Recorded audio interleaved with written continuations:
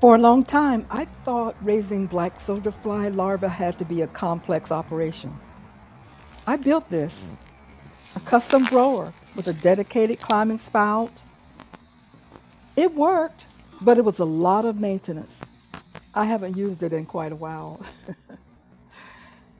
You see, about 3 years ago, I stumbled onto a better way to raise black soldier fly larvae by complete accident. I placed a tray over some spilled feed after the rain blew into the run one day and got it all wet. I didn't clean it up right away. In fact, it was actually about a week or more before I got back to it, as it was raining just about every day. But when I finally got around to it and lifted up the tray to clean up, I was shocked. Thousands of black soldier fly larvae were right there in the mud. The rain managed to provide enough moisture to aid the black soldier fly larvae in surviving, even though there was barely any feed left, and the cover was still on it. That accident changed my whole approach. Now, every late spring and summer when the black soldier fly are active, I'll just place feed in the same spot, soak the ground, and cover it. No buckets, no spouts, just a natural bed that requires no maintenance. It's a closed loop system that the flies return to year after year. And honestly, I'm quite thrilled about it. It's the easiest high protein feed I've ever grown. The chickens have actually learned the routine. They see me coming for the tray and they know exactly what's underneath.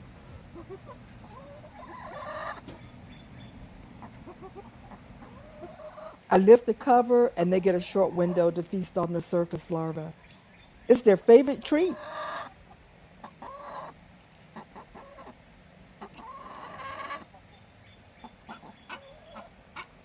She's searching. She knows they were there a minute ago, but now they've gone beneath the surface because they like to be in the darkness.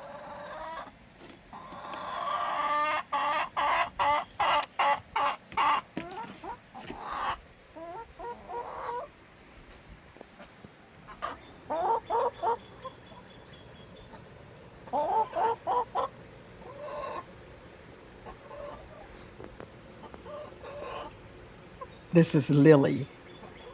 I think she's found the mother lode, and she is not going to share. She's just a bantam, but she is highly aggressive when it comes to those worms.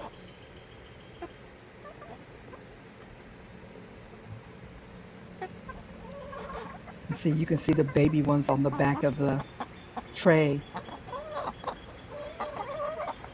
I've started one in the other pen, but nothing has happened with that one yet. Sometimes I have a feeling it's going to take a while before the black soldier fly larvae find it.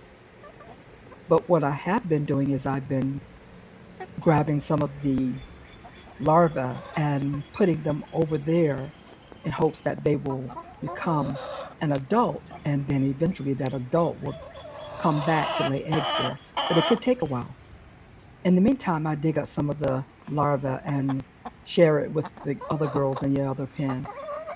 And they do all the harvesting for me. If you enjoyed this look at our simple black soldier fly larva setup, please give the video a like. It really helps the channel grow. Once they've had their fill, I shoo them away, add a little more feed to the dampened ground, and pop the cover back on so the larvae can stay dark and moist. This was a fluke, actually, and I'm so glad it happened because it certainly makes my life easier. It's a 2-minute job that provides free, sustainable feed all summer long. If you love finding simple, natural ways to manage your farm, hit that subscribe button to join our journey. And I'll see you in the next video.